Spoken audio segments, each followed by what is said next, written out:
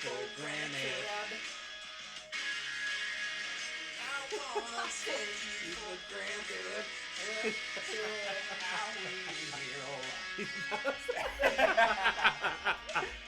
Oh man, That's a. Remember in Ted, bro? Where all of them, where it's like everybody in the '90s say like hit their vowels super hard. That's fucking funny. It's so on point too. That's the thing with freaking. What's the guy's name that makes all those? Seth MacFarlane. Yeah. Dude, he's so on point with everything. Oh, you know. Yeah. Family Guy. Yeah. Like. You like Family Guy? I watch do. that? Yeah. It's a bomb, bro. I don't watch it as much as I used to. Not as much. Before my kids could speak English, like talk it all, I would watch it. And for them, it's a cartoon, and they can't understand any of the grotesque thing that's on. There's one part where, I think it's like they're at a haunted mansion, or it's like a murder mystery one, and they go, and like, the bridge breaks down. There's a bridge that they're trying to cross with their car. The bridge breaks down, and he's at the edge of it, like this. You know what I mean? Like it's hanging off the edge of the front. Yeah. And Lois is like, "Peter, back up!" He's like, "Oh no, I was thinking I would go forward. Any other advice you'd like to give me?" And then he backs up all fast. He backs up all fast, and he hits the Jewish people, and he comes out. I don't know if you saw me there, but you kind of hit me pretty good, and you really messed up my neck. And his wife's in the car, and you're back. Oh, man. Is there any other advice you want to give me? My favorite one of all time is Quagmire finds out about internet porn. Oh, yes. And so he finds out about it at the beginning of the episode, and then they don't see him the rest of the time. Yeah. And then they see him, and he just looks terrible. He's like all like decrepit and just. And his arm is like. Well, yeah. They're like, Quagmire, where you been? And he's I've been checking out some of that internet porn. I'm just gonna go get my mail, and his arms just jacked. Oh, dude, that never gets old. But we're back. What's up, buddy? What's up, dude? It's been a little while. Sauce. Yeah. So we just decided that, because of what's going on, we're going to be doing it every other week and kind of putting content in between. Yeah. Every other week. We want to do this long term. Yeah. You know what I mean? I agree. And being dads, we talk about that, and just everyday life, it's going to make more sense to do it every other week. Yeah. And then we'll drop content in between. Yeah, I really like that. Or if we have a guest that schedules in between, we'll keep it loose, and we'll, But every other week for sure, though. It's free reign around here in the Man Lab. Yeah. Yeah, because like this week, I know I was telling you, my mom has like till September 1st to get out of the house, right? And it's not just like you're getting out of a normal house. No. It's like you're getting out of a generational. It's like moving out of a castle, basically. Yes. So basically, your entire family's lived in forever. Yeah. My grandpa built the house in '81. Yeah. It's a 3-story house with a basement, then the 2-story. Yeah. Then we have the garage, and then we have the barn, and then we have an add-on. So, I mean, you can't even explain how much work that's going to be. When I go over there to try to sell stuff, like, I'm pulling out everything, and I haven't even made a dent into what I need to do. But this weekend, I've sold a lot of stuff. We have like 8 saddles in the. Where do you sell it on? Like what platform? I do offer up, and then I've been doing the Facebook Santan online. They just come pick it up. Yeah, like they'll message me. I reply to them. Okay, yeah, I'm here now. You can come over. You guys thought about doing just a property sale where you can it's like a yard sale that you market it and get it all out over social media. Like, hey, this Saturday, come and we'll be here and find whatever you want, and we'll tell you what the price is. Yeah, that's kind of what I've been trying to do. But I started out with 8 saddles. Now I have 2 left. I'm trying to get rid of it. Selling tack? Yeah, a lot of tack. Dang. There was a full tack room in there. What have you been getting pretty good money for it? Yeah, because that stuff. Yes, I've been getting really good money. That's good. And people, when they realize that this house, I mean, it's like a landmark here. Right. When they realized that we were selling that house, and we sold the land. They're gonna tear down the house, and I was out there selling stuff, dude. People started coming left and right. Right. You know, checking it out. yeah. You need to get a picture of it. You need to get some good pictures of it, not just to hold on to, which I'm sure you have a bunch. Yeah, but to post it so people can see what we're talking about. Yeah, we should. I'll put it on. It's not just a house, man. That thing is like a landmark. Yeah. It's like an old school brick freaking mansion. It's built in 80, 81. Yeah. What type of stuff are you holding on to? Like, is there have you found anything sentimental yet? Yes. So, just cowboy hats and stuff like that. There's some decor that, you know, my mom wants. My grandma's silverware that is silver, like real silver. Legit. You know, we would use it on Thanksgiving and stuff like that. I didn't know that there actually was silverware that's silver.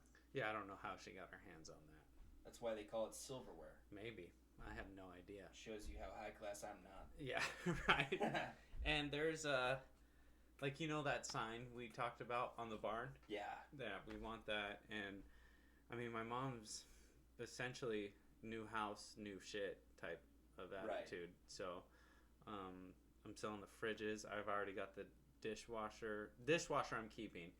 The washer and dryer Brandon bought. Yeah. And then that's pretty cool, man. When I went down into the basement this weekend just to take a look, and I forgot there's pool table down there. There's a bunch of ceramic stuff that my grandma used to do. There's another fridge down there that works, and it's crazy, dude. Do you have any freezers? Yeah, but my mom's keeping that too. She's probably bringing it here. Yeah. Which is good for me because we're trying to get into the hunting stuff. Yeah. I am. You're already in it. But so I was taking out the cabinets. Today I had somebody come in, or not today, yesterday. They bought the cabinets, and I wanted to be there with them because I wanted to learn, you know, how to take them out and make sure they didn't steal shit as well. Right. So, like after we did it, I could take my whole kitchen apart now, take all those cabinets out, and install new ones. Not too bad. No. And then just, you know, the electric wiring and the water hoses that go into the sink and to the dishwasher. Yeah, so it wasn't bad. It's good to know how to do. Yeah, and I was able to save a good amount of granite because it was granite tabletops. Yeah. So, and that stuff cracks really easy. So I almost saved all of it. Yeah. But, yeah, they took those out. So the kitchen is like, it's completely bare now. And that's when it hit me. I was like, man, it doesn't look like home anymore. Yeah. You know? That's pretty rough, man. Yeah. So. Have you cried yet? No. When I already know when I will when it's gone and I can't see it anymore. Like the first time you drive by it and it's not standing anymore. Yeah, and it's not there. The trees are gone. Yeah, it's gonna be crazy, dude. That's rough, dude. So, but yeah, if you want to buy some stuff, let me know. There you go. But yeah, I'm still holding out hope that you're gonna find my bat bag. Yeah, I guarantee it's buried in the cornfield somewhere. Probably. So it's the house and the 2 acres in front of it, and then 19 acres behind it. All of it. Yeah, it's all going. That's crazy. Mm-hmm. Right on. So that's what you've been up to, huh? Mm-hmm. Just freaking working. Wheeling and dealing, brother. Yeah. So last weekend, I did my work week, Saturday and Sunday, which busted my ass out there. Like, and the AC doesn't work there. Right. Anymore. And half of the time I'm outside anyway, so... Yeah. Dude, the work week after that, I was like, fuck, dude. Yeah. Like, I'm tired, man. And it's been hot this last week. So, I went Saturday. I removed those cabinets, and I'm like, I'm done. Yeah. Like, I gotta chill. And today, we went out shooting. I don't know if you saw the video. It's on the YouTube page, but it looked good. I think it looks better when you don't try to hurry so much. Because what is it? Slow is smooth and smooth is fast. Yeah. I'm not trying to, like... I understand, you know, I guess Garrett was trying to simulate. Garrett looked good, though. He did. Some guys go too fast, and it's like, he was shooting good, it looked like. Yeah, well, until he fell on his face. Almost twice. That was awesome. Of course, your ass is behind him. But I truly believe in that. Well, tell them what, if anybody didn't see the video, tell them what you were doing this morning. So this morning we went out to a spot that my buddy got permission to go to. I just bought a AR-15 Bushmaster, which we'll go into that later about the gun. But I wanted to test out the gun, zero it in. I actually didn't get a chance to zero it in. I just wanted to make sure it fired because I just bought it on Thursday. And I was able to pick it up. And so went out there, got ammo, and we were just firing. So we were kind of simulating, not too much, but like a course, like competitive shooting. And just moving around a little bit. Yeah, just moving around a little bit. And, you know, there was trees, but we were set up that were already there. And we would go pick points and fire weapons. So, yeah, like you were saying, that's been pounded into my head. Slow is smooth, smooth is fast. But especially being able to be familiar with a weapon. Like, I haven't shot an AR, and I don't even know how long. Maybe. What did you use in the Army? I had a M4. Did you? Yeah, I had an M4 with 203 on it. How's the M4? It's all right. Yeah, I mean, it's been a while, so. Yeah. I had a really good one. Mine never jammed. It was easy to zero. I had the 203 grenade launcher on it, and then I had my Beretta on my thigh holster. Yeah. But yeah, it was good. And then when we were down range, I had a saw that I was in charge of as well because I was the gunner. That's badass. But yeah, like I had a freaking arsenal. I felt pretty cool. Yeah. But the M4 is nice. But like I was telling you earlier, I knew how to get rounds downrange. Right. I knew how to. It was like drilled into you with that thing. Sports. You know, slap, pull, observe, freaking the whole deal. Right. To clear a jam. I knew very simple things. The tip of the iceberg. Where when I talked to Sheldon, who, you know, Sheldon Finley works with us. He shot competitively, and you know, he showed me his weapons. It's like. A whole nother it's a hole. whole nother thing that I had no idea about. You Yeah. know, all I knew that, you know, you can field strip your weapon, clean it. There's so many components that can be replaced and that matter so much for that weapon. Right. And I had no idea. So, but today, You think you're gonna dive into that? Maybe. yeah.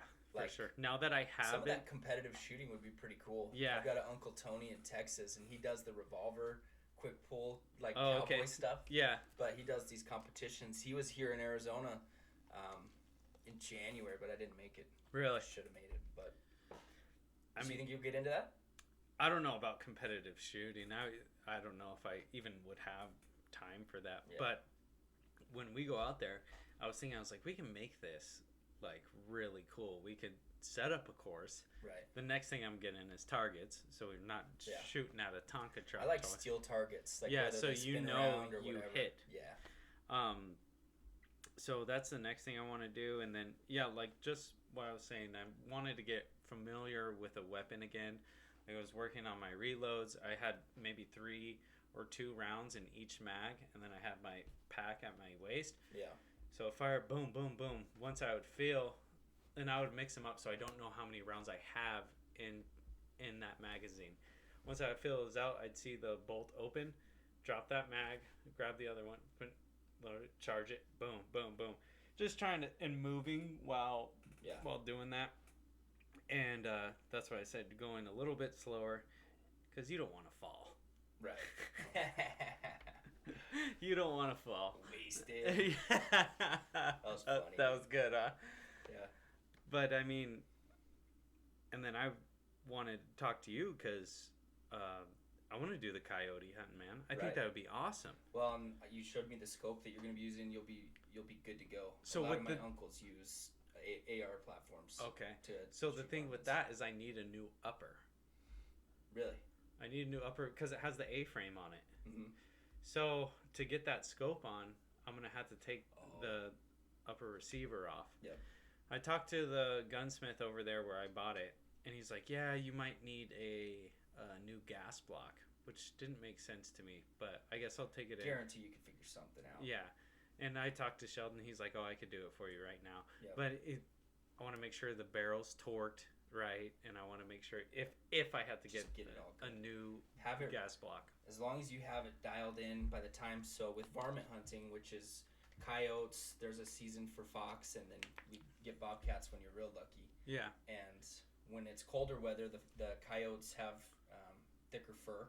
Okay. And the fox and everything, and it's just, I'm telling you, bro, you're gonna fall in love. Yeah. Because basically, I'll just give you like a quick outline of what it is. Like, okay. You wake up early in the morning before the sun comes up, and we drive out. So usually I do it around Safford, but people do it around here. Okay. Drive out to a good spot. You call it a stand, and basically you want to find a spot where you're up against, you got good cover and you're up like on a side of a hill or something. Okay. You don't want to silhouette yourself right, but down. Right.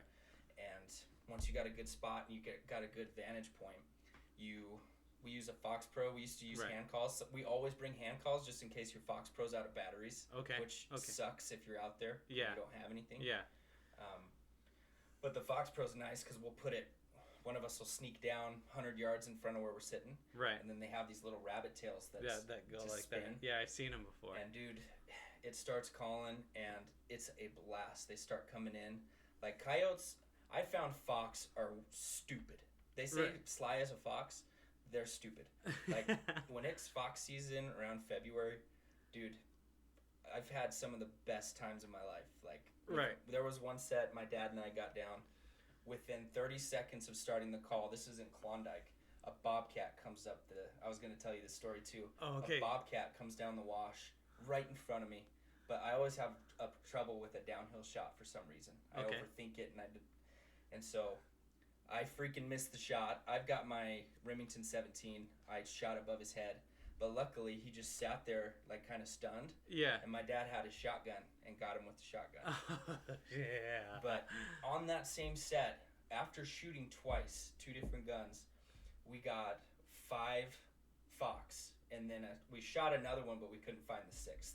So 1 bobcat and 5 fox that we were able to find in one set. That's awesome. Imagine. That's awesome. Like just coming in and like it gets hectic if there's multiple ones, right? Yeah, because you're trying to communicate with your dad as well, right? If you see something and I don't, you just, and then everybody knows that there's something out there. Yeah. Whoever has a shot, you take it, man. It's so fun. I can't wait to take you. We need to go down to Safford or like even I've got a cousin in Globe, and Globe's just amazing for it too. That's probably what we'll do. So fox and bobcat season are the same? So bobcat, I'm not sure how the season works. Anytime we've seen him, we've got him. Okay. And I think. But fox and coyote are fox. So here's. Well, I know they're varmints, but I'm saying like what? Because you can hunt varmints no matter what. Right. Yeah. So coyotes you can hunt whenever, but fox, there's a season between February and March. There's a window. Okay. The reason is one time we shot it like either the very last day of fox season or like just a day after, like right in the time window. Okay. But it was a little bit too late, and it shot one, and it had puppies, like little puppies in its belly, and they were kicking in there, and it was super sad. So we're like, okay, from now on, we're following the season. Jeez. Because you never know if they're going to be pregnant or whatever. Yeah. But that's super sad. A year after I missed that first bobcat, another situation in Klondike with my dad. That's our special spot because that was a once in a lifetime set him and I shared together. It was epic. Right. And because a lot of times you'll get like 1 bobcat or 1 coyote in a set, 2 if you're lucky, 3 if it's a great day or whatever. But something like that was awesome. Right. But so fast forward a year, we go back to the same Klondike spot. Bobcat comes, downhill shot. I missed it. And he got it with the freaking shotgun again. It repeated itself. So, that's awesome. My dad is a savage. He's so humble, but he's like, I think the best varmint hunter. He needs to have a YouTube channel. Really? Because I'll show you. I'll post a picture on our Instagram. Mm-hmm. He's got a board. He loves getting their furs and like tanning them and getting them all fixed up and stuff. Yeah. So coyotes, fox, and then bobcat. I'll show you all the furs he's got. Like there was one year he had them all hanging. There must have been 50 different furs just laying there from the year. Just like, jeez. Which in Nevada, like there's people that'll get 15 in one tournament, but around here, and he probably even had more than that. Like he kills it. He's really good at it. Hell yeah. It's super fun, man.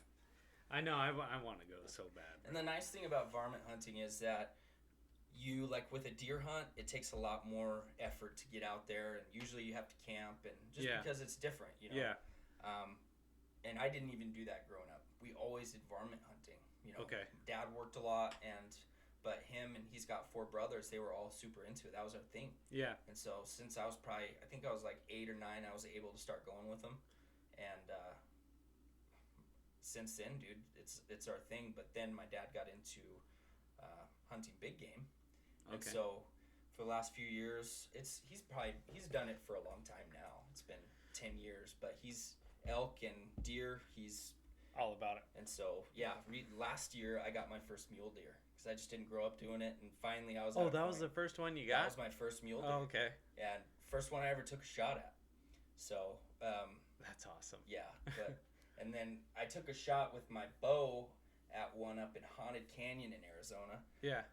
It was a whitetail deer, just a little spike. Yeah. But with my bow, it was 68 yards at a slight uphill. Yeah. And freaking went right over his back and ran off. Oh. A bow is a whole nother level of exciting. Right. And so, bow hunting, something we could talk about too.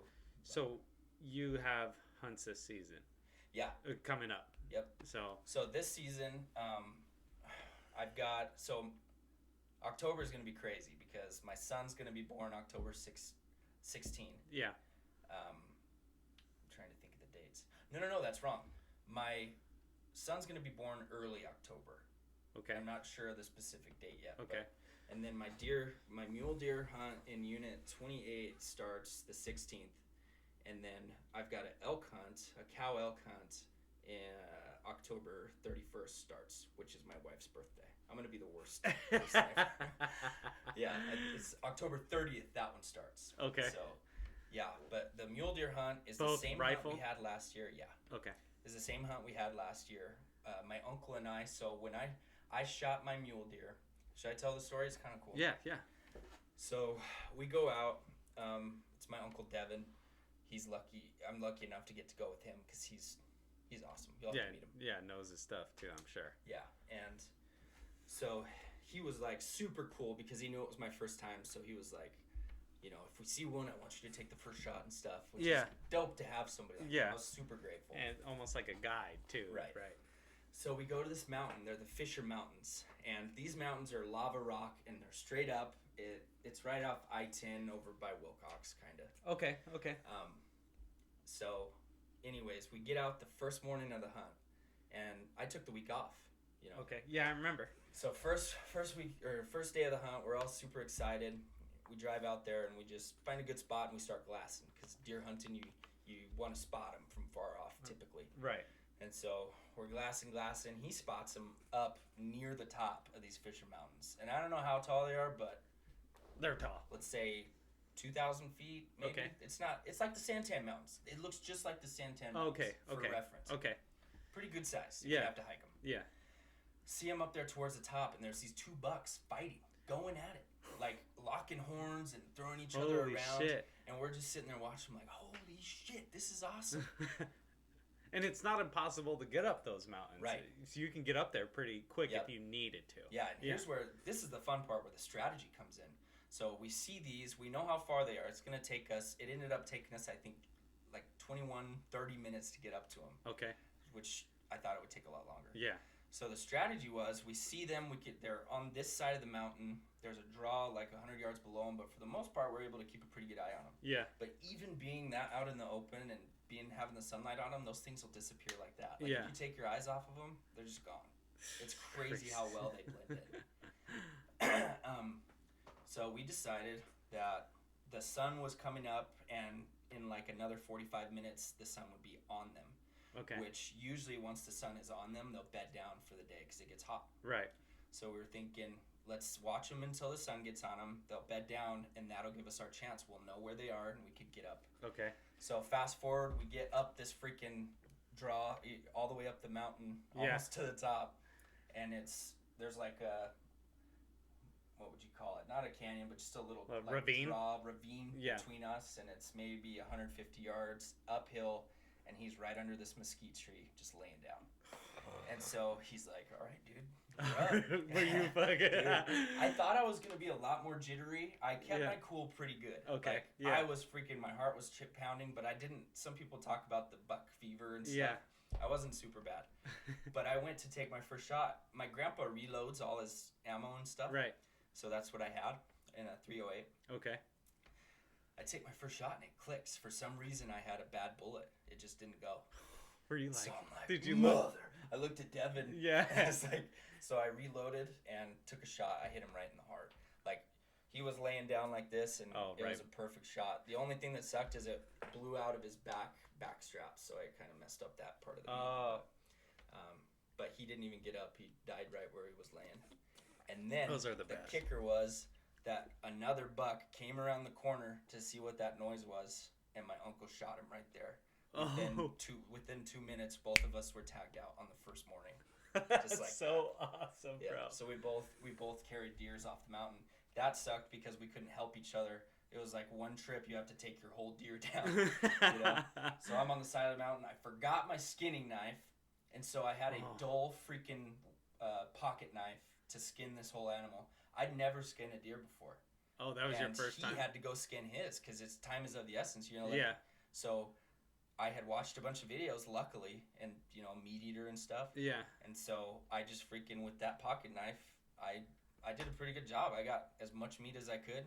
That's crazy. The bags on the side of the mountain, took the head so I could, I've got the head at my dad's. We're gonna do a European mount with it. That's freaking awesome. That was that. Freaking tried not to break my ankles coming down the mountain. But it was. I don't like. People think that hunters are like. There's always this like image of either just drunk old guys that don't love animals and stuff. Look at that fucker right there. Right. It's so. There are people like that, but I think lately, within like the last year or two, people are starting to... Because they're under a microscope. Right. People who are actually hunters and they have a passion about it. It's almost like they got to defend themselves because they do hunt.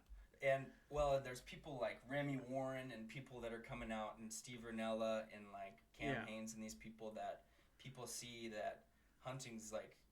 We love nature and animals. Yeah, and exactly. We love conservation and public land and all that stuff. And,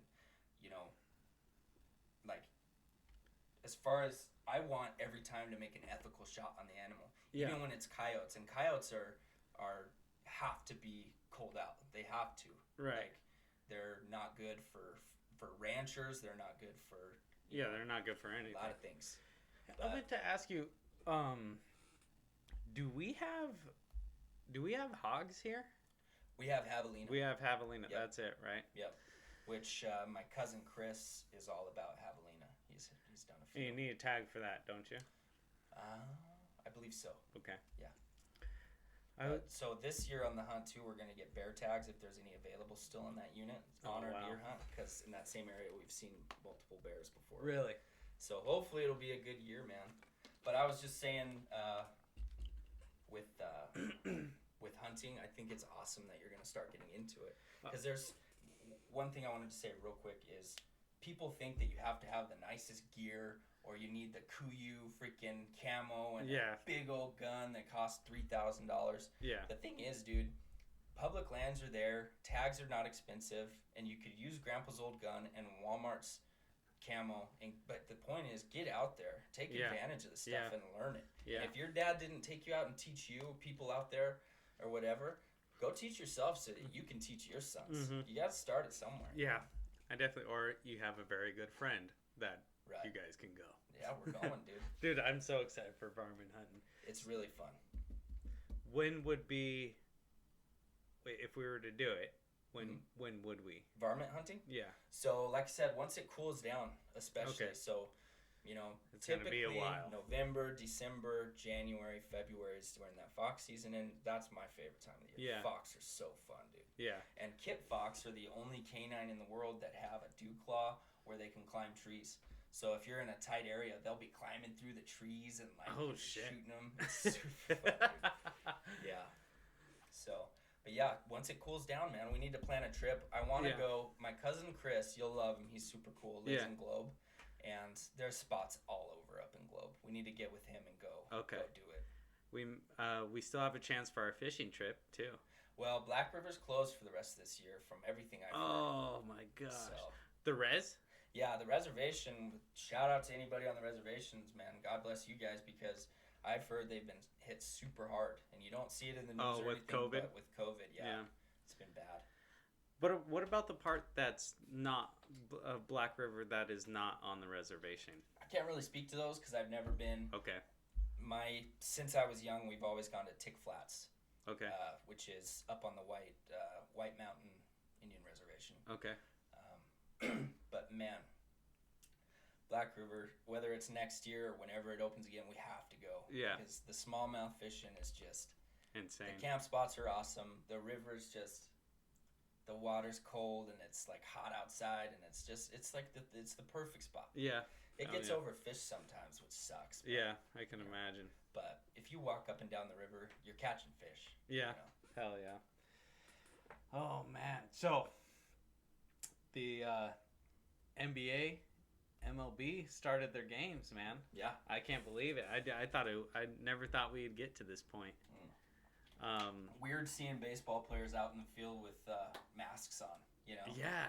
And it was just, I haven't watched any games, honestly. I didn't even know that they were starting, but I thought that was pretty freaking cool that they got going. And the Yankees and the Nationals. Yeah, and then I was watching the Suns play the other night, actually, and I just wonder how it's all gonna freaking work out. I think I've seen a Suns game since Steve Nash was playing. Tell me that wasn't the time, man. Nash and Amar Stoudemire and Sean Marion, Raja Bell. Yeah. The Brazilian Blur. Yeah. Leonardo Barbosa. Barboner. And that's the fact that we can sit here and name all those guys. It was epic, man. Dude, they were good. Steve Nash was my favorite basketball player. Yeah, they were good. That type of guy. I just wish they would have got. And back then, that wasn't too far off from when the Diamondbacks had all those guys like Gonzalez and Randy Johnson, Steve Finley. There you go. That's my guy right there. Man. Those were the days. I way preferred the Diamondback, the old uniforms. Yeah, I do too. Turquoise and the. And then even that stretch, that decade, from 2001 till I guess 2010, the Cardinals went to the Super Bowl. Right. Phoenix Suns, they were contenders, and then in 2001 we won the MLB World Series. You don't think about that, but Arizona was on the board. Yeah, we were, man. They were doing good, and I feel like we might be turning that around because the Suns have a decent young team. I think this season or next season might be their turning point. And the Cardinals, they have a very solid young team. Good quarterback. It's that Kyler Murray, right? Kyler Murray. And then we got DeAndre Hopkins from the Texans. In my opinion, is the best wide receiver in the league. Really? That was a big trade. Is he a big guy, or what type of receiver is he? He's shifty. No, he's like a red zone threat and big play material in both. He's just everything. I'm trying to compare him to somebody. Julio? Yeah, he's like Julio, but dude, his I feel like his hands are. That's hard to say. It can't be better than Fitz, though. I don't know, younger dude. He's good, dude. I can't really compare him to anybody. DeAndre Hopkins, somebody that was older back in the day. I don't know. He's a different caliber of receiver, man. He'll go up when contested catches over anybody. Yeah. And he can run with the ball. His routes are disgusting. He's good. Well, you'll see some highlights from him this season for sure. And we got Fitz. Yeah. I'm gonna try to watch more football this year. Yeah. I've taken a hiatus from all sports really, other than UFC. But I know. And then so UFC last night, Whitaker versus Teal, and then you had Shogun Rua versus why can't I think of his name? Shogun Rua. I didn't catch anything on this card. I'd have to look it up. Yeah. How was the Till fight? Oh, it was good, dude. It was a chess match. Who won? Robert Whitaker. Really? Dude, it was, these guys were like feinting so much, landing good shots. They were playing with each other the whole time. When Robert Whitaker came off, he's like, I'm like at a mental overload right now. They're trying to read each other so much. Right. It's like a technical fight. Darren Till knocked him down first round. Whitaker then knocked him down. Then from there, they were just trying to catch each other. Yeah, it was super technical. That's awesome. Yep. Yeah, but it was good. I only caught the last two fights because I said Jared had called me. He said, "Hey, are you watching these right now?" Because there's like 15 fights. They started at 2 and ended at 8. I don't know. Just all day. Yeah, it was all day. So it's, you know what I like about the UFC is that they don't get political. Yeah, no. There's no bull crap going on. No. You know what I mean? Just, I heard with the MLB they had all this kneeling stuff going on, and NBA, which if you're for that, whatever. But I'd rather just watch my sports to watch sports. Yeah. I could turn on the news if I want political crap. Yeah, like, exactly. It's just like when celebrities try to tell us about politics or whatever. I'm like, how about you just make movies, Brad Pitt? Or Kanye West running for president. Wow. That was a short run, wasn't it? Yeah. It's crazy, man. I think he's lost his mind. Oh, we forgot to talk about, I wanted to bring up when we were out there shooting this morning. We had the ambient headphones on so we could hear each other talk. Also, you know, it blocks out the noise from the rounds going off. Yeah. And we just hear, right? I'm like, what the hell is that? And we look up, and there's a freaking drone above us, watching us, dude. Just hovering right there. Right above us. It's in the middle of the desert. There's no way. Yeah. Why else would it be out there? It was like maybe 100, 150 feet in the air. And I look at it, and I point at it, and it's like, shot it. Dude, if it would have been closer, because it was like kind of going away when I first saw it. Yeah. And then I pointed at it, then it was like, freaking dip, dude. I was like, what the hell was that, man? That's trippy, bro. Because we were not by any houses out there. Like some kid is just messing around. No, we were way far away. And we probably let out like 500 rounds. And they're loud. You know, I mean, obviously, right? Somebody had to hear it. I don't know if somebody was out there chilling or they heard something. Just has a drone. Yeah, just a freaking... That's weird, right? That's trippy, bro. And you could tell... I'm telling you, like... Those were ARs. You could tell by the sound. If you're far away, you would know that the government's watching you, bro. Yeah. You're on a freaking list now. It's like, what? And we had heard that sound before I noticed it. Probably like 10 or 15 minutes. We were all hearing it until I was like, you guys hear that, right? That's a trip, bro. Like, what? What could it have been, bro? Unless the only thing I could think of is if some rancher has cattle out there and maybe their ranchers are using drones now to keep an eye on crap. But other than that, I don't know, dude. It had to be a high tech drone because be nobody was around us. To be able to get that far away. Yeah, we're probably like a mile on 2 miles. Crazy to think about away that from the road. Government has that power, like if they want to. Like, you know, they have drones and technology. Like, I couldn't. It's a crazy world, bro. Like, to be that high and somebody like not even close in sight, and they're just watching us, bro. I'm not like gonna be like Alex Jones and get all conspiracy on. But that's weird. Just the stuff going on. Did you hear about Florida? No. They've been counting like pneumonia. So they've been saying, because Florida has like had no lockdown and they've been right.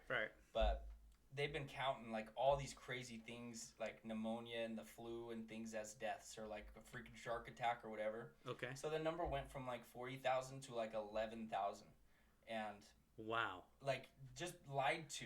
Like we're just being lied to. Oh, I believe it, dude. You know what I mean? And it's stuff like that. It's like the media is just pushing agendas.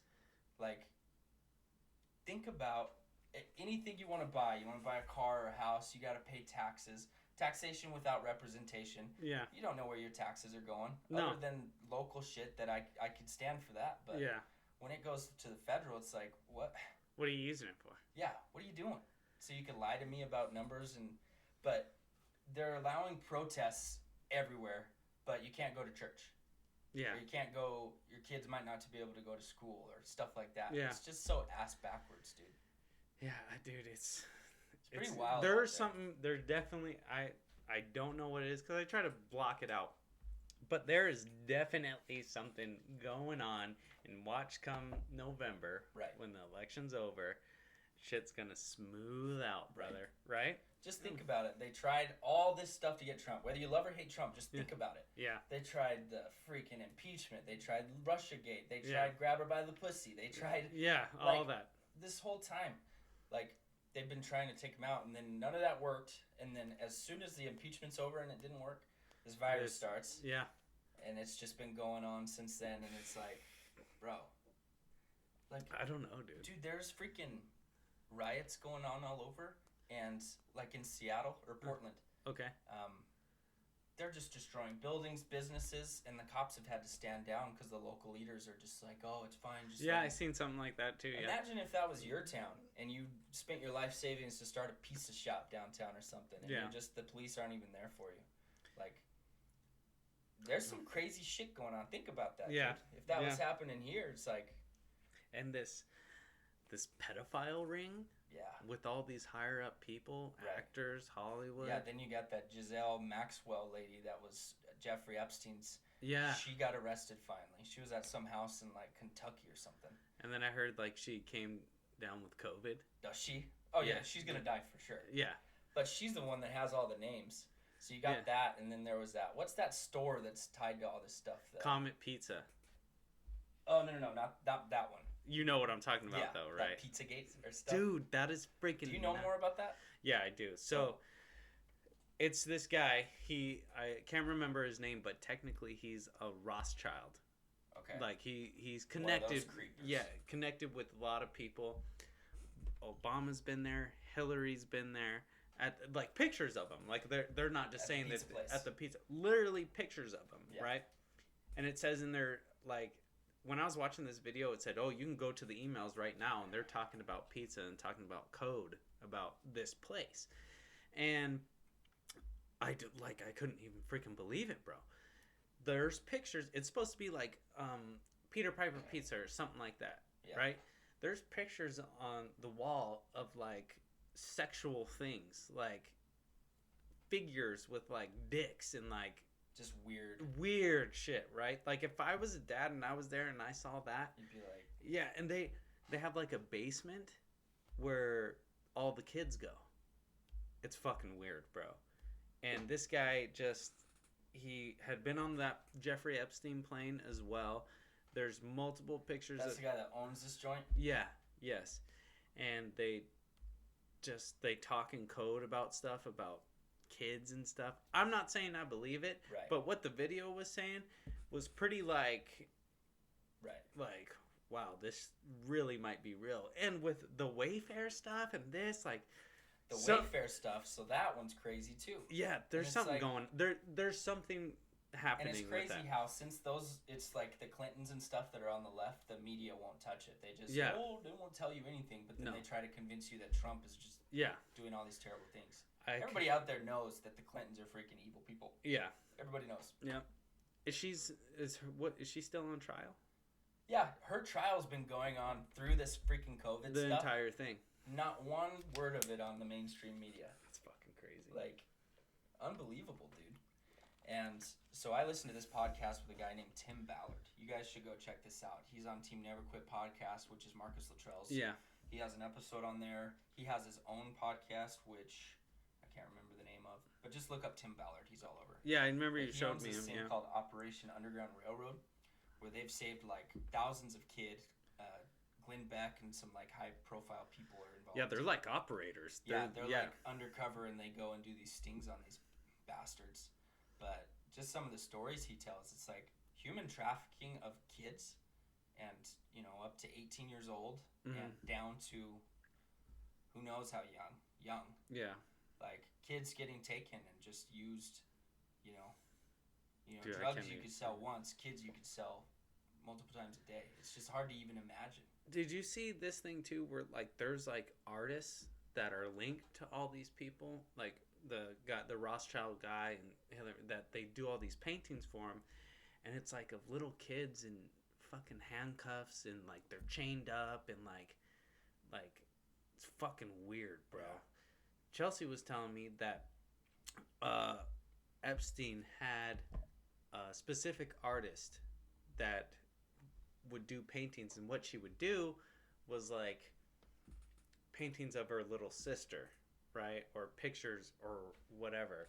And they were like suggestive, I would say, but she didn't mean it like that. I guess the girl who did it, which I don't know, that's fucking weird in itself. I don't know why you would do that anyway. But it was like, I guess, coming into womanhood as a young girl. But okay, cool, you're a weirdo too. Yeah. But Epstein brought her in and made her like his exclusive artist picture girl. And there's pictures of like this 12-year-old girl with like suggestive stuff all over his house. Did you hear about Epstein's, like, how he would get these girls? Because I asked Chelsea that. I was like, how do they get these kids? Like, where do they come from? Would you just go pick them out at Disneyland? Like, how does it, just so I could be fucking aware of what I need to be looking out for. But I guess what he would do is he would have a girl that I guess maybe started out with one. And he would have her go to like a party for like foster kids or whatever, a college party, or not even a college party, a fucking little kid party. Right. And he would be like, okay, so you're gonna tell these people this. They come to the house. I'll give them $300 if they just massage my feet. Right. So then the girls would go. They tell them, maybe 3 or 4 girls who are 14, 15, 16 years old come over there. Right. And then once he does that, they start massaging his feet. Then I guess he would like get naked and try to touch them and feel on them. And then when they would be like, oh no, fuck that, like whatever, he would be like, okay, well, you're not getting your $300. Think of how that situation would be at like 14 or 15 years old. Like, you're in this mansion. Yeah, you're in this guy. Yeah.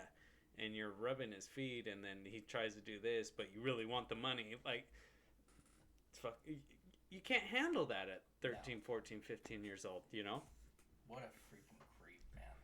I mean, and just the fact that cocksucker finally gets arrested and in a maximum security prison.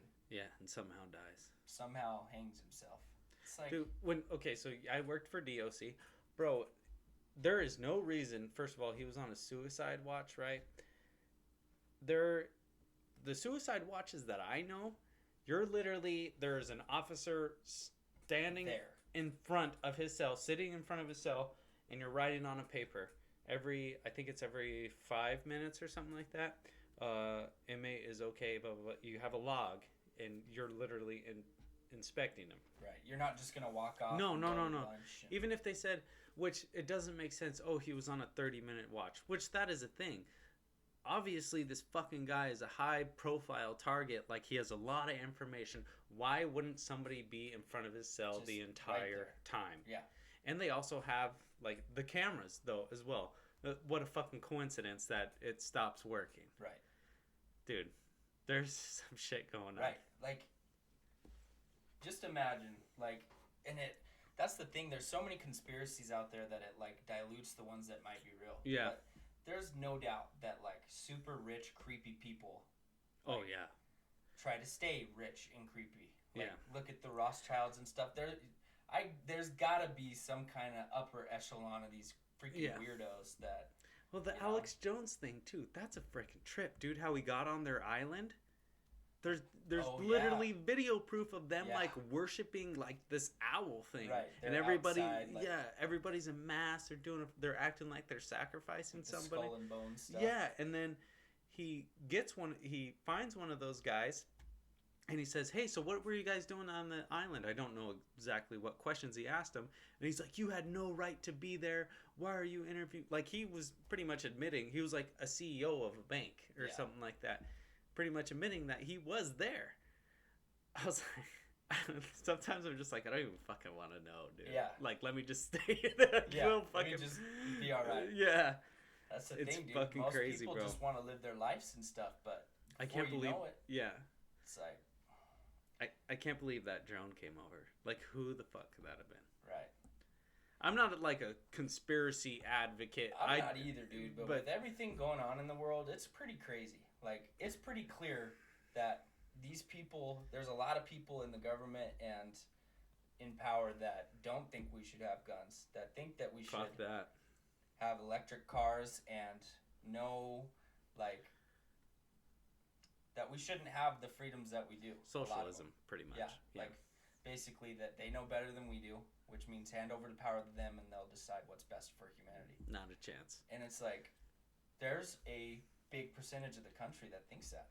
Like, I would never say, like, I guess I am a Republican, but I'm not, like, freaking diehard, like, you know, you're not going to catch me, make America great again. Right. Or, you know, go... There's a lot of things on the right that I don't agree with. Yeah, exactly. You know, I'm a libertarian. Like, right. I want gay dudes to be able to protect their marijuana plants with guns.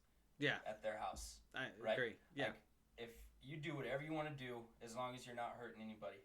Yeah. It damn sure shouldn't be the government that's telling me anything about how to live. Right. As long as I'm not, you know, we have speed limits. That makes sense because you could hurt someone if you don't follow it. But as far as, like, telling me what light bulbs to use, did you know that they had to stop making anything but, there's these certain, what's it called? What's the newer ones called? You know what I'm talking about? The halogen? Those are old, I think. Yeah, I don't know. There's some type. That's just an example. Yeah. Obama put that into play, but basically, where they make these decisions, like what you can and can't do, I don't agree with any of that. I think government's way too big. Yeah. I think the government should protect your rights to life, liberty, and the pursuit of happiness. Yeah. And that's the pursuit of happiness. They shouldn't guarantee happiness. The right. pursuit of it. Right. It's like, I believe in equality of opportunity, but not the equality of outcome. Yeah. Like, you should be able to have a fair chance at getting what you want, but if you don't get there... Well, it's because it's about what you put into it is right. what you're going to get out. You're not... Look, we talked about this before. You're not going to get handed shit in this life. You never will. Right. But nobody is watching out for you like you think they are. Well, that's the thing. You know? People believe that the government should watch out for you. And some people have bought into that. It's not their role. Oh, that was dumb. It's frustrating, man. You know? People want to be handed shit. Yeah, there's just some crazy shit, man. So, okay, another thing. When me and Chelsea were talking about this, you know, we were on our phones too, and like just whatever, talking while check Facebook or whatever, right? And she was talking about like Ellen, because I guess Ellen DeGeneres is somehow wrapped up in this, and I was talking about something too, and literally like on our news feed, shit about that came up. Like, right. I know people say that, and I know like from when I search Google, like something will come up from my search on Google on Facebook, but we were just fucking talking about it. Right. And I think something popped up for Hillary on my phone. Yeah. And I was just like... It happens all the time. Dude, that shit is real, bro. Yeah, if you talk about like some product, like a Toyota truck, if you're sitting there talking about them, watch and see how many Toyota ads you'll get next week. Yeah. Like, they're listening. Like, all the data about us that we type into these apps like Facebook, it's not like they just take that information and don't use anything. They want to sell us shit. Yeah. Like, our data's become a commodity, and we don't have any say on where that commodity gets shared. You can't call anybody and be like, hey, I want my data kept to yourself. Like, I want my own data. It's out there, and you can't get it back. Yeah. And they just sell it. Yeah, there's no way it could be private. Isn't that crazy? They sell information about you and make money on you, but you have no say on what they do with it. That's why we all get calls from telemarketers. Mm-hmm. You put your phone and number in somewhere, and then they'll sell that list to somebody else. Yeah, so exactly. It's like... It's backwards, bro. Yeah. It's frustrating. I gotta give credit to Jared Wicker on the libertarian idea. What do you mean? I was talking to him, and he said that what a libertarian was, and I looked into it more, and I'm like, oh, that's me. Okay. Like, it's like, because socially,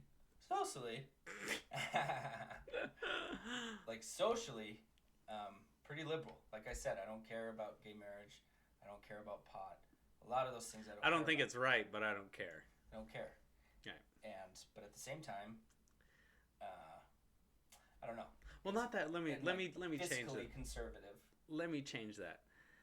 I wouldn't say I don't think it's right. I don't think. You don't get it? No, not that I even don't get it. I just kind of, I think it's gross. Really? Yeah. Huh. Absolutely. Like. Well, yeah, you're not gay, so it's like. Yeah. So that's how I feel about it. Okay. You know? Yeah. That makes sense, right? Yeah. Like, I'm sure gay dudes look at me and I'm attracted to women, and they probably think, you know, that's gross. That's gross. Yeah. Okay. Same thing. Yeah. I got you.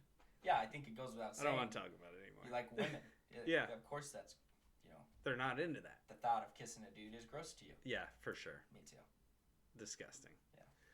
But that's where I'm at. I also think that businesses should. Anyways, we shouldn't go down this rabbit hole. Oh, it could be all day. Yeah. It's crazy, man. This week's been kind of, for me, just a long one. Yeah. I listened to 2 books this week. Okay. But I was gonna say I listened to a lot of podcasts this week. I listened to some political ones and like stuff that like social commentary. There's so much crap going on, dude. Dude, it's insane. The world is like on fire right now. But the 2 books, I'm gonna have a brain fart. Damn it. I'll look. Okay. Are you into audiobooks at all? I'm able to get them, but I don't know. It's hard for me to listen to stuff at work. Really? You know? It really is. Like, you just feel like what? I need to focus more on what I'm doing at work, and, you know, I can't, like, because, you know, I don't know what I'm doing half the time. Right. So I need a full understanding of what's happening in front of me. I gotcha. Okay, Start With Why by Simon Sinek. Okay. Really good book. Like, and then Never Split the Difference, which is a guy that was a FBI interrogator. Or not interrogator, About a fist from your face. negotiator. About a fist from your face. Okay, sorry. He was a negotiator, a hostage negotiator for the FBI. Okay. And so it's all about, like I want to go buy a new car just so I could haggle with the salesman. It's like about, like, how to win those situations. Oh, really? But in a way bigger level. Like, lots of situations you could find yourself in. Yeah. Stuff like that. So it's pretty cool. Just haggle a salesman and not buy shit. Well, yeah. Yeah. Be willing to walk away from it. So it's pretty cool. I get what you're saying about wanting to pay attention at work. And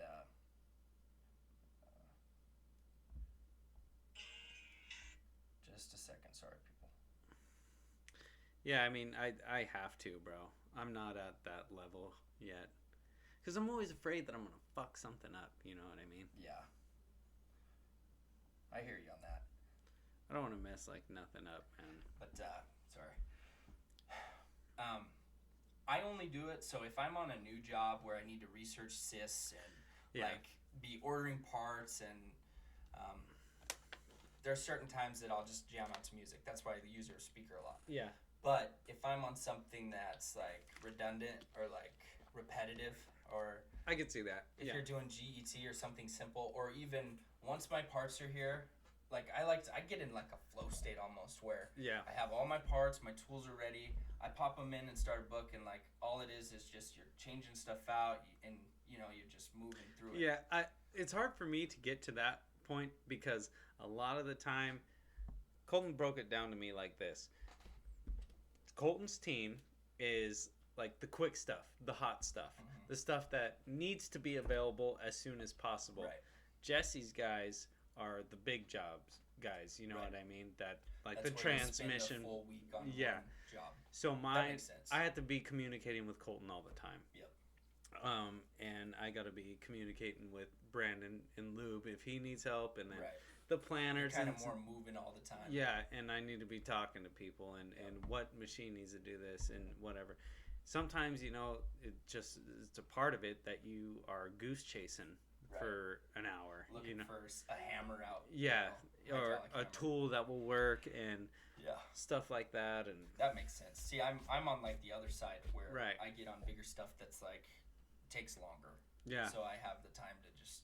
There's a lot of days I'll go in and I don't really talk to anybody, which is fantastic. Because I was in sales before this, had to talk to people all day, and imagine walking into a dude's office that's never met you, and just Hi, sir, I'm Tyler. You want to buy something? And it's some dude like, you know, a grown man that doesn't have time for your bullshit. Yeah. And you got to convince, like, that's your job to go talk. That's pretty draining. Yeah. You got to be in a good mental state to be ready to take the rejection that comes 90% of the time. Yeah. Yeah. So to go to work and not have to talk to people is fantastic. I know. When I get in that position where, like, that Transpool Zach that we were both working on. Yeah. It was awesome. You know, and I'm not worried about my day. Right. Like, you know, can I do this in time? Am I going to go over? I'm like, you know what? This is what it is, and we got to get it done in this time frame. Yep. But we're going to get it done in this time frame, you know? Those big jobs, it's like you need to get it done with the allotted time that you have, but even if you go over, the main thing is getting it right. And when I was working with this guy who was an apprentice, getting it right. Your service reports are your justification and your notes for people to follow. My service reports I make sure they are on T. Literally, I told them, I was like, if I could list every step I took, you know, when I walked here and walked there, I would do it. Yeah. But I know that it wouldn't be that much. I just need to justify my time, even if I did go over or if I didn't. Right. I want them to know exactly what I did. Yeah. And it's like telling a story. So my service reports have always been on T, and it covers your butt. Yeah. Like, you know. I've never been questioned. Right. And Joe even, you know, she tells me all the time that my service reports are pretty good. She's in billing, Joe. Fantastic lady. Love her. But I still love the job. It's awesome. And I'm kind of climbing up a little bit. Got the new toolbox and stuff like that. Colton's handed me more stuff that, you know, because he told me that he's worried about my tool selection. I got to get some more tools and stuff. So that was the first thing I did. Well, I got the box, and then I just started loading it and buying tools, stuff I found. Yeah. So, he's giving me a lot of electrical troubleshooting jobs. How do you like that? I'm doing. So for people out there, you'll get, not to get into specifics, but it's just like electrical troubleshooting. There's a machine, and it's got something, a problem, like you know, one was the on this Bryce broom, the AC wasn't working and the heater wasn't working. Right. So you basically have to trace it down and find what the issue is. So you have the schematics, which shows you where the lines are going in that, and you pick a point to start. I might take shortcuts, but I like to start at power to there, and then the resistance and the switch, the ohms, and the voltage here, and so I mean it's a lot. Just work through it. Yeah, work through it. So the fuse block, the fuses, where's this going, where's that going, you know. So what ended up happening is literally it was a 40 amp fuse melted. Really? I don't know why. I don't know what happened. Dang. And the fuse block is literally like fried. Just done. Yeah. Dang. And then when I went for the relay, or when I went for the heater, going through the schematic, you know those Bryce brooms under the steering wheel, it's like a rat's nest of wiring. I'm like, okay, I know it's in here somewhere. Yeah. To test the relay, well, and it was buried in dirt. I found it, plugged it in, sure enough, the heater came, or didn't come on yet.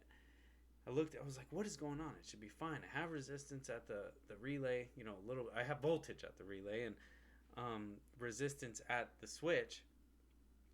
And I look at this schematic again, and there's a inline fuse in it. So I go, and that's buried in it's buried in the dirt too, and it was bad. Plugged it in, and then it worked. So it just tracing it down. It's hard, dude. It's hard, man. Yeah, and you gotta like looking at that schematic is like a puzzle. Mm-hmm. It's fun though. Yeah. Like you get a problem that you have to solve, and it's like just. And when you get it, like when that heater came on, I was like, yes! Yeah, it's the best feeling. Kicks your ass all day, and then you finally get it. It's like, oh yeah, I did that. Yep. Yeah, so that was a good one. And then I'm working on allied stuff too. How do you like it? Good. I'm working on this 125 right now. Have you gone up all the way? Oh yeah. A 125 is It's a man basket with a boom lift. Yeah. You go way up in there.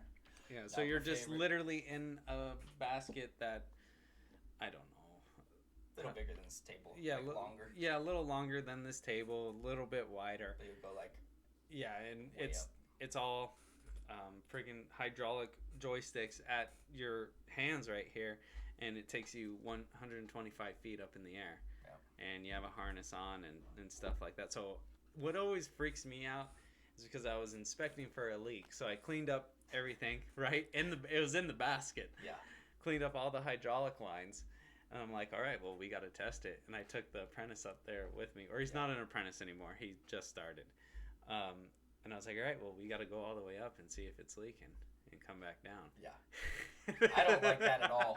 Like, you're working on the stuff that's going to keep you alive, and then you got to go test it. Yeah. It's like, hopefully this does not blow up right now and send me to the ground.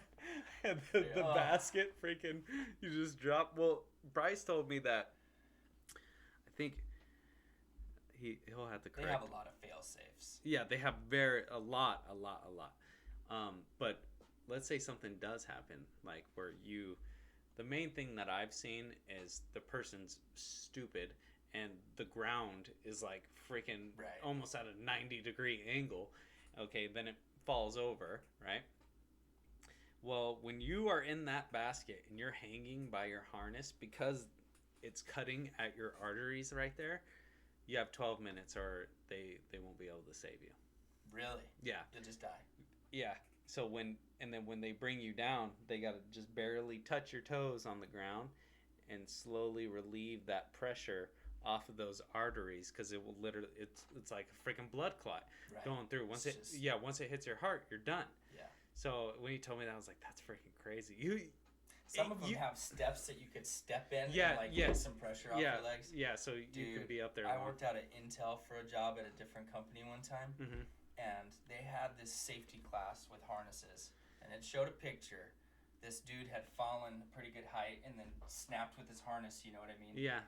And it freaking pinched one of his nuts. Like you know, so for people out there, they go like that. Yeah. They go in up through your butt around. Yeah. Not comfortable. Up through your butt. So it cut right there, and it like went on the other side of his nut, and his nut was just like blown out of the skin and just. Oh my god. It was terrible. Dude, terrible. Those things hurt when you just have them on. Yeah. Imagine just falling 10 feet and just. Like, oh my gosh. I'd rather fall to the ground, dude. I know. Those things. And you're just hanging there looking like an idiot. Everybody's going to come look at you. Yeah. Try to save you. Yeah, so I used to be really nervous with the genies now, but now I'm okay. That's cool.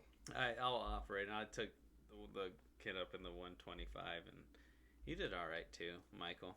I got my butt kicked the last couple weeks. Just machines that just suck. Yep. Yeah. Hoping this week's a little better. I gotta finish one up tomorrow, but I'm ready for a different one than what I've been on. I'm glad you're still liking it though. Oh yeah, I love it. It's freaking. I'm ready for the weather to cool down, dude. Oh, dude. Sometimes I feel like I'm not gonna make it. Just get lightheaded. Dude, you have to drink water. You have to. It's not even an option. No. Like, you need to drink, like, 1 or 2 an hour minimum before bed. Right. And then when you go into work, you got to get more in. All day long, you got to. I don't know how some of these motherfuckers are drinking Monsters and shit. And that's it. Yeah. Like, they'll just have a Monster, maybe a couple water bottles a day. You'll see them, they're not even sweating. Yeah. I'm like, I know you're hot right now. Yeah, bro. Yeah. And everybody's just trying to shove everything into the shop, get out of the sun like we're freaking... Yeah, it's like freaking just packed in there. Bro. There's like machines all jacked up in there just so we don't have to be out there. It's miserable. Dude, it's bad. It's bad. We did get some rain Friday night, right? Yeah. That was good. It came through and dumped for a little while. Yeah, it did. This monsoon season's been pretty pathetic. Yeah. I feel like the last couple of years have been trash. It pisses me off. Yeah, I like a good monsoon. I want the ones where it's like... Like, are we going to be okay? A microburst. Like the house is like... I want to see trampolines flying through the air. Trampolines flying. Lines are down. The highway's flooded. Yeah, the highways. The trees are knocked out. Lightning. Yeah, you walk out to the street in the morning. You're like, what? The fuck? Like, what happened? Yeah, I want one of those. Yeah, your garbage cans down the street. Yeah. I want that too. I know, you have no idea where your chairs are. And shit. Your backyard chairs, the cushions are just gone. Yeah, your backyard's flooded. I'm ready for one of those too. Yeah, dude, I am so ready. The power's out. Yeah. Dude, we lost our power the other day because you were telling me about that. Just a stupid thing happened. I was told because dust built up in one of the boxes on the block. Oh, okay. Just because somebody didn't clean them out. So we lost power from like 1 in the afternoon till midnight. And it was just... Finally, we had to go to my brother Garrett's house. We're just like, no. Oh, you're right over here? Yeah. Yeah. Not doing it, dude. It was too hot. It's ridiculous, bro. Dude, when our AC went down 2 years ago, and I was with TSU, middle of the summer, it was probably June, I told Chelsea, because she was pregnant with Benson and had Wayne, I was like, you need to go to your mom's, get out of there. Yeah. And then I come home and I try to figure out what's going on. I walk in, I look at the thermostat, bro. It said 101. What? Inside? Yeah, bro. Oh, dude, it just held all the heat from the day. Dude, I was like, oh my God. Oh, let me tell you this story, bro. So I'm like, Mom, my AC's down. The guy can't come out for a couple days or whatever. Maybe the next day he was able to come out. So I go and grab like a bunch of swamp coolers and stuff like that. Like at my mom's house. She has like 8 of them. Load them in the truck. It's still hot as fuck. I just got done with training. Yeah. Sweating my ass off. It's like, I don't know, 8 o'clock. I'm throwing ice into these swamp coolers. Putting them everywhere in the room so the kids could be okay. Yeah. And whatever. Well, I'm getting the last bit of ice. Have it in a bucket. Well, I had spilt ice on the tile. Why I was going to the other swamp coolers, right? Huge ice bucket, like, with water. Yeah. And I'm running, I'm like, because I want to get my family home, you know? Yeah. Boom, like a fucking cartoon, bro. My feet. Right up. I'm like already, I'm in the air, like, horizontally. Yeah. Immediately. So... And then the ice, I see it above me, bro. Like, I see it in the air.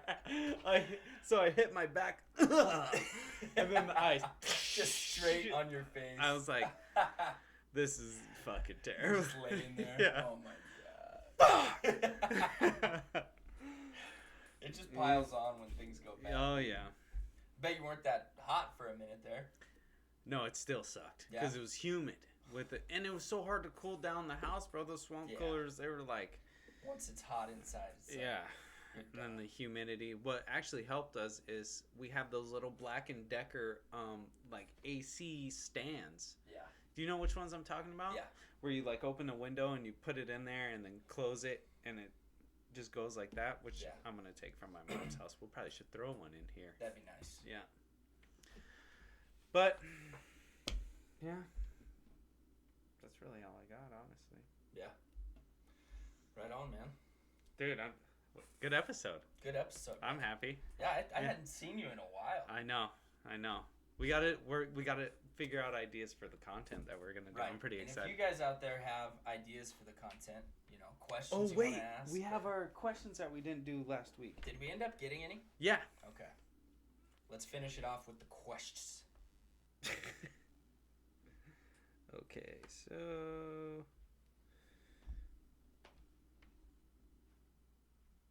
hold on. Let me get on the right one. If you want to give any updates real quick when I get there. Yeah, no, you guys follow us on Instagram, Facebook, our YouTube channel, Man Lab. We've been, man. We've been going. If you guys have suggestions or, tag us in pictures if you're at work. We've been putting work stuff up there. Once it gets into hunting season for me, I'll definitely be sharing a bunch of that stuff as we get going. If you got hunting pictures out there, and I think it'd be cool to get a guest on that's pretty knowledgeable with hunting and stuff like that. Yeah. It'd be pretty cool. Okay, here we go. So, James Alphonse, a future guest, I was telling you about him. All right. He goes, "Who is the elusive Gibson?" So that's me. I was wondering what this was. Yeah, that's me. I'll have him explain it when he comes on. Just you explain it right now. I want to know. So there's a guy who's like pretty much a retard in DOC, and his name is Gibson, and so we would always on the radio, Gibson, and we knew we were talking to each other. We were at different units, Yeah. but he would go over to my channel, and I would just hear him in the middle of my shift, Gibson. So there you go.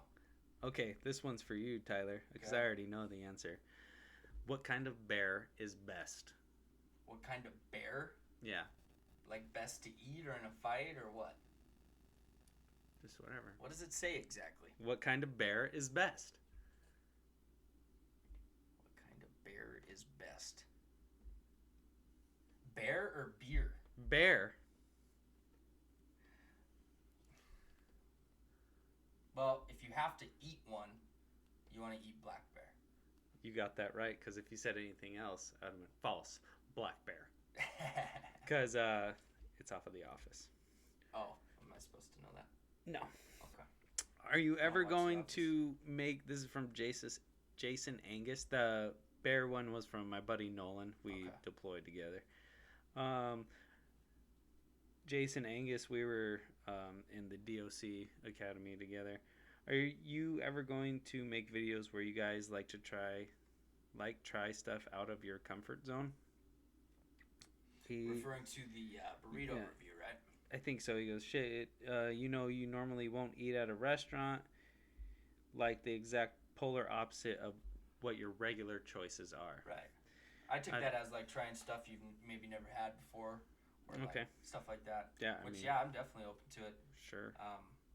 Like the last one, you got that one you never had before, that chimichanga that sucked. Yeah. Then the one before that, we had the relleno. And maybe we'll do one where it's out of the box completely. That's a good idea too. Yeah. Definitely try it out. Jared said, best sport to watch on TV versus in person. That was a good question. I think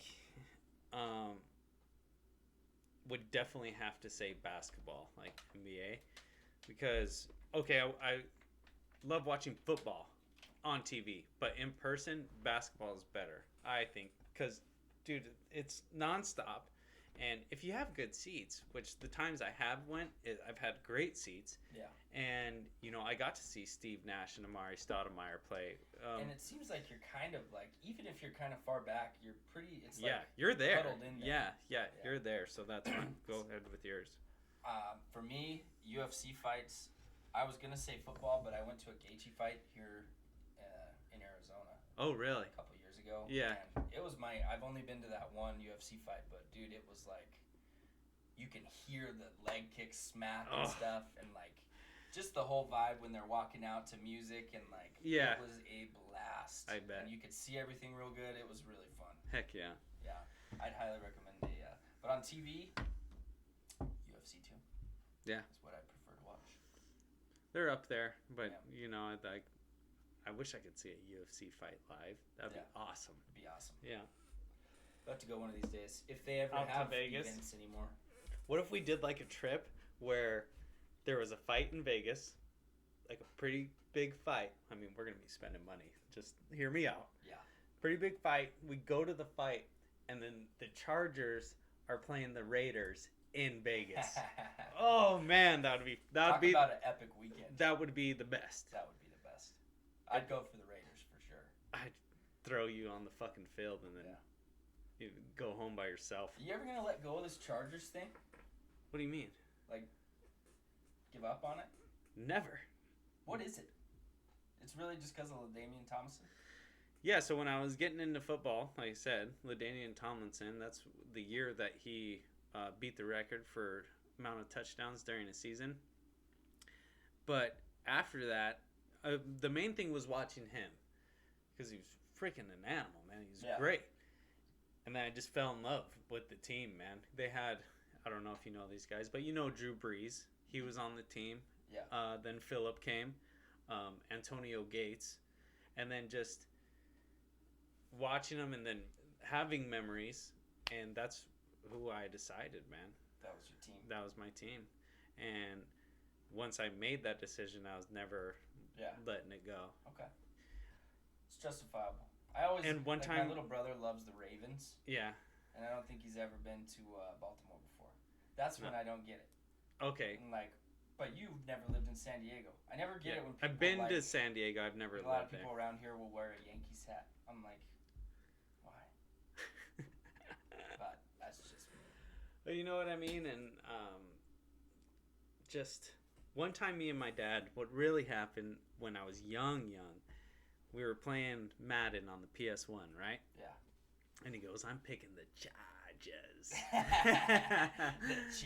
I'm picking the Chargers. And he whooped my ass with them. Yeah, so you're like, oh, that's the team. And then, that's the team. And then, I started liking them.